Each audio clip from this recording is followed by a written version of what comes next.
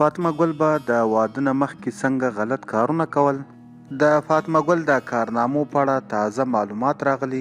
که غواړئ چې تاسو هم پرې پوه شئ چې فاطمه ګل به د واده نه مخکې څنګه او په کومو ځایونو کې غلط کارونه کول، دوستانو ویډیو تر پای وګورئ چې دا ټول حقیقتونه په همدې ویډیو کې در سره شیر کوم. خو د ویډیو له شیر کولو نه مخکې که تاسو تر اوسه زموږ چینل نه وي سبسکرایب کړی نو مهرباني وکړئ پښتون ټایم چینل همدا اوس سبسکرایب کړئ.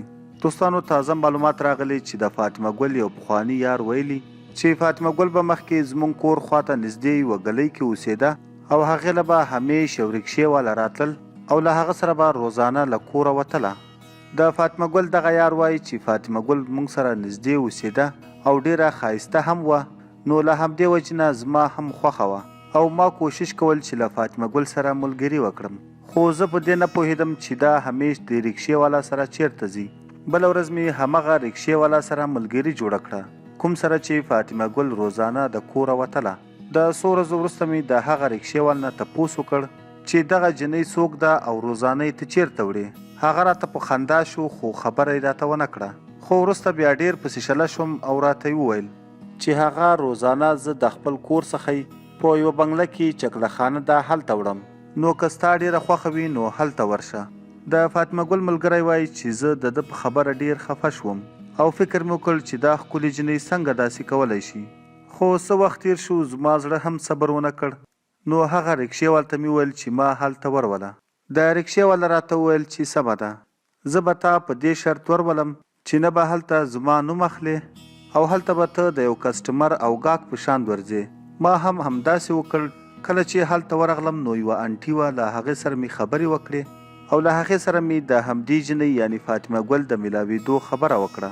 هغې راڅخه پیسې واخیستلې او راته یې وویل چې هغه کمرې ته ورشه، هلته ورسره میلاو شه. زه چې کله هغه کمرې ته ورغلم او له میلاوېدو وروسته مې له همغه وخت څخه ورسره ملګري شروع کړه. د فاطمه ګل همدغه یار وایي چې ما او فاطمه ګل تقریبا 7 میاشتې سره ملګري وکړه او بیا د هغه نه وروسته د فاطمه ګل کور زموږ له ګلۍ څخه بلې خواته ولاړ چې دا دی اوس د مراد ښځه ده.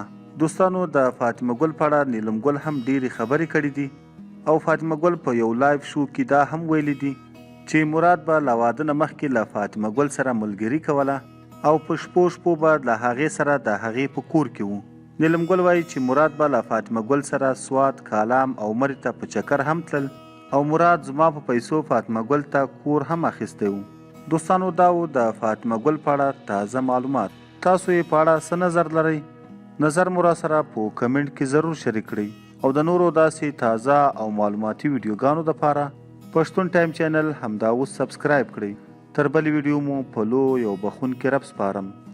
د لوی الله په امان.